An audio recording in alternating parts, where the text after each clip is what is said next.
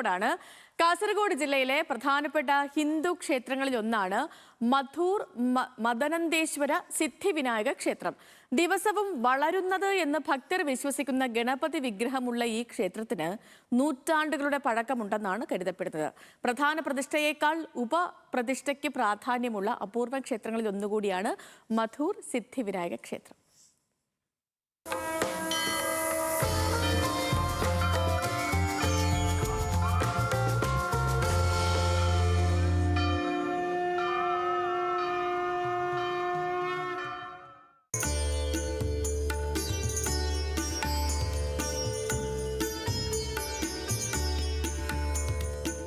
ശിവഗണപതി ഭക്തർക്ക് ഏറെ പ്രിയപ്പെട്ടതാണ് മധുവാഹിനി നദിയുടെ തീരത്ത് സ്ഥിതി ചെയ്യുന്ന മധൂർ മദനന്തേശ്വര സിദ്ധിവിനായക ക്ഷേത്രം. നെൽവയലുകളാൽ ചുറ്റപ്പെട്ട ക്ഷേത്രത്തിന്റെ ശാന്തമായ അന്തരീക്ഷം വിശ്വാസികളെയും സന്ദർശകരെയും ഒരുപോലെ ക്ഷേത്രത്തിലേക്ക് ആകർഷിക്കുന്നു.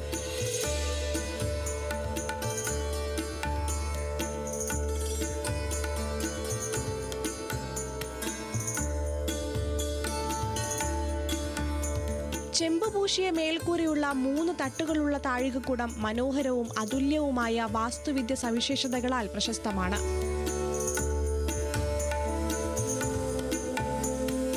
പത്താം നൂറ്റാണ്ടിൽ കുംബ്ലയിലെ മൈപ്പാടി ഭരണാധികാരികളാണ് ക്ഷേത്രം നിർമ്മിച്ചത്. 15-ാം നൂറ്റാണ്ടിൽ പുനരുദ്ധാരണങ്ങൾക്ക് വിധേയമായി സങ്കീർണമായി കൊത്തിയെടുത്ത മരത്തൂണുകളിലും ബീമുകളിലും ചുവരുകളിലും മേൽക്കൂരകളിലും കരവിരുത് പ്രകടമാണ്.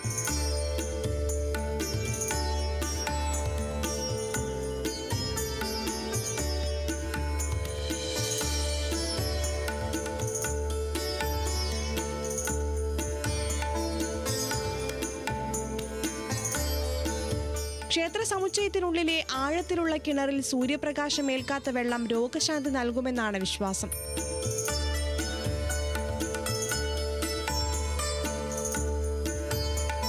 നിരവധി ചരിത്ര പശ്ചാത്തലവും ക്ഷേത്രത്തിനുണ്ട്.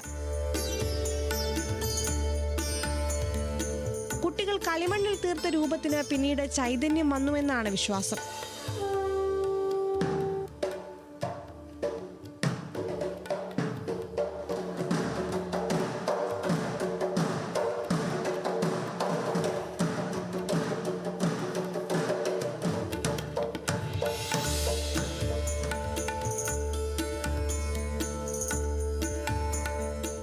ആയിരത്തി 200 കൊല്ലം പഴക്കമുള്ള അത്യന്ത ശ്രേഷ്ഠമായ ഗജപൃഷ്ഠത്തോട് നിർമ്മിച്ച അമ്പലമാണ് ശ്രീ മദനന്തേശ്വര ക്ഷേത്രം. ഉപദേവന്മാരും അതുപോലെ തന്നെ മധുവാഹി നദീതീരത്തിലുള്ള ഈ പവിത്ര ക്ഷേത്രത്തിൽ ആയിരക്കണക്കിന് ഭക്തരാണ് ഇവിടെ വന്നിട്ട് നേർച്ച ചെയ്ത് അവരവർ ഇഷ്ടാർത്ഥാദികളൊക്കെ അവർ നേടിയെടുത്തത്. പിന്നെ ഇവിടുത്തെ ഒരു വിശേഷം എന്ന് വെച്ചാൽ തെക്ക് മുഖോട്ടുള്ള മഹാഗണപതിയാണ്, വളരെ വിശേഷമാണ്. തെക്കോട്ട് മുഖമുള്ള ഭഗവാൻ നമുക്കെവിടെയും കാണാൻ പറ്റില്ല. പക്ഷെ ഇവിടെ തെക്കോട്ട് മുഖമുള്ള മഹാഗണപതിയാണ് പ്രസിദ്ധി വിശേഷമായിട്ടുള്ളത്. ഓരോ ദിവസവും വളരുന്നതായി വിശ്വസിക്കുന്ന ഗണപതി വിഗ്രഹവും ഇവിടുത്തെ പ്രത്യേകതയാണ്.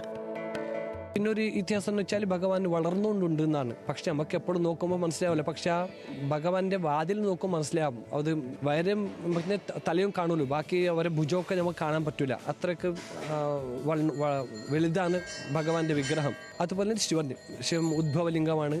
അതിനൊരു ഇതിഹാസ കഥയുണ്ട്. മധുരു എന്ന ഒരു പെങ്ങൾക്ക് കത്തി കൊണ്ട് കൊള്ളുമ്പോൾ കിട്ടിയ ഒരു ലിംഗമാണ് ഇവിടെ നമുക്ക് ഉദ്ഭവമായിട്ട് കണ്ടത്. അന്നത്തെ ഒരു കഥയുണ്ട്. അങ്ങനെ വിശേഷമായിട്ട് ഈ ക്ഷേത്രത്തിൽ കുറേ വഴിപാടും അതുപോലെ തന്നെ ഭഗവാന്റെ അനുഗ്രഹത്തിന് വേണ്ടിയ കുറേ നേർച്ചകൾ നടക്കുന്നുണ്ട്. പ്രധാന പ്രതിഷ്ഠയായ ശിവനേക്കാൾ ഉപപ്രതിഷ്ഠയായ ഗണപതിക്കാണ് പ്രശസ്തിയേറി. പ്രാർത്ഥിക്കുന്ന ഓരോ കാര്യവും നടക്കുന്നതായും വിശ്വാസികൾ പറയുന്നു.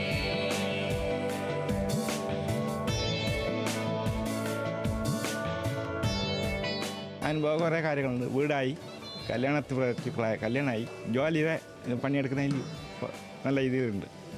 ചില മഴക്കാലങ്ങളിൽ പുഴ കരകവിഞ്ഞൊഴുകുകയും ശ്രീകോവിലിനകത്ത് വെള്ളം കയറുകയും ചെയ്യാറുണ്ട്. എന്നാൽ ഇതുവരെ പൂജകൾക്ക് ബുദ്ധിമുട്ടുണ്ടായിട്ടില്ല.